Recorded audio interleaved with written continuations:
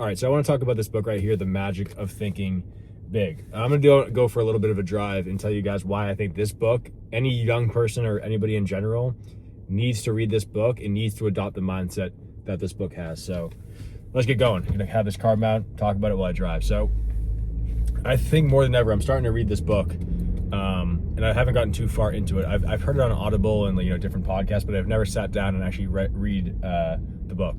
And from reading it so far, the biggest takeaway I got in the whole entire concept of the book is if you aren't surrounded by people that are thinking big, that are thinking positively, that are doing great things, there is no way that you're going to be able to accomplish big things. You can try and you might have success doing it, but I'm telling you, it's going to be 10 times harder to actually do anything great if your people in your circle or wherever just aren't thinking, positive thoughts, aren't thinking big, aren't doing great things.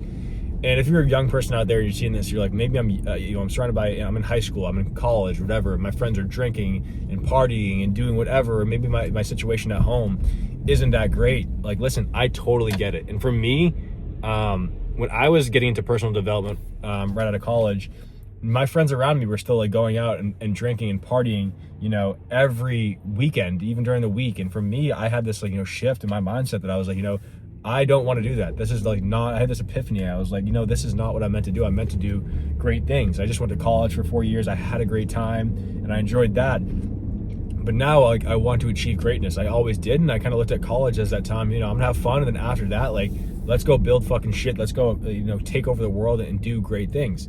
And what happened was I started reading personal development books, and all of them kind of talked about that same idea of surround yourself by like-minded people, surround yourself, by successful people. Your net worth is your network is your net worth. You are, you're surrounded by your, 5 friends is going to decide your future. There's however many sayings in the personal development world for it.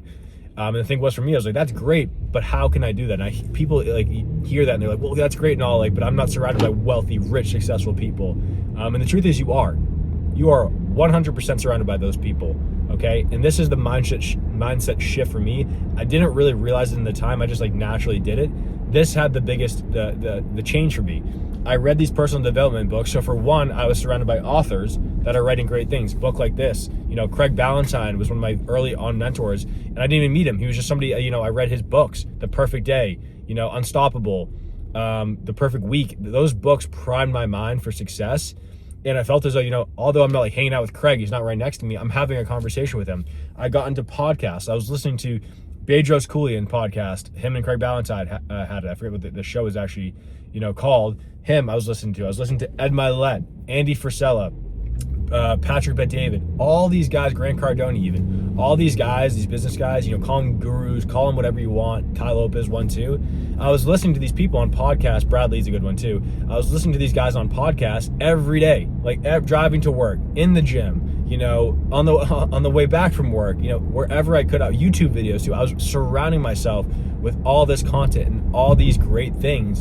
And for me, it was like those people were there talking to me. I was talking, my mom would even joke, be like, you watch too many of those, those things and stuff like that. She would joke about that, but she would also know the name. She knew Bedros, she knew Craig, because I would always talk about it.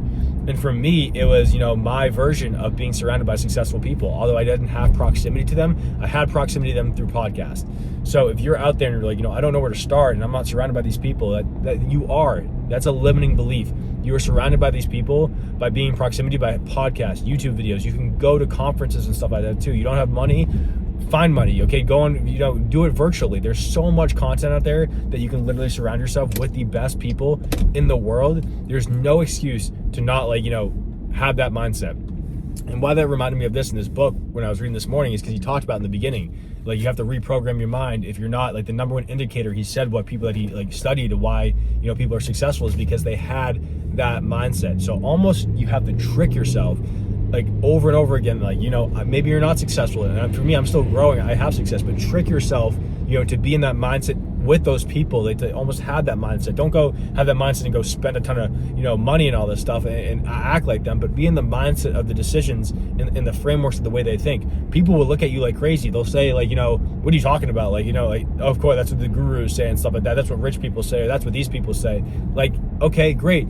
The reason you're saying is that because you don't have the mindset. Okay, there's a difference between everyday people and successful people. They're, everybody's people at the end of the day, but the mindset of these, successful people are completely different. They have this reality distortion almost. You always hear Steve Jobs talk about it, and they were like, Steve's number one thing is Steve's reality distortion field. Okay, anything people said, his reality was different than everybody else's. He would want things to be done quicker, new ideas and products. He didn't actually believe in reality. And I did a post about this morning on LinkedIn because I shared a clip from this TV show talking about the WeWork founder. He gets a phone call and he's like, an investor's like, I'm gonna be there in 15 minutes. And at the time his office was like, I think they were failing and not doing that well. So he literally got off the call. I was like, yeah, no problem. He goes to his office and then tells everybody, you're gonna do this, be laughing, you're gonna go over here, act like you're working on a great project, go over here and do this. He orchestrated this fake reality. So when this investor came, it looked like WeWork was the best thriving company, everybody's happy, everybody's having a great time.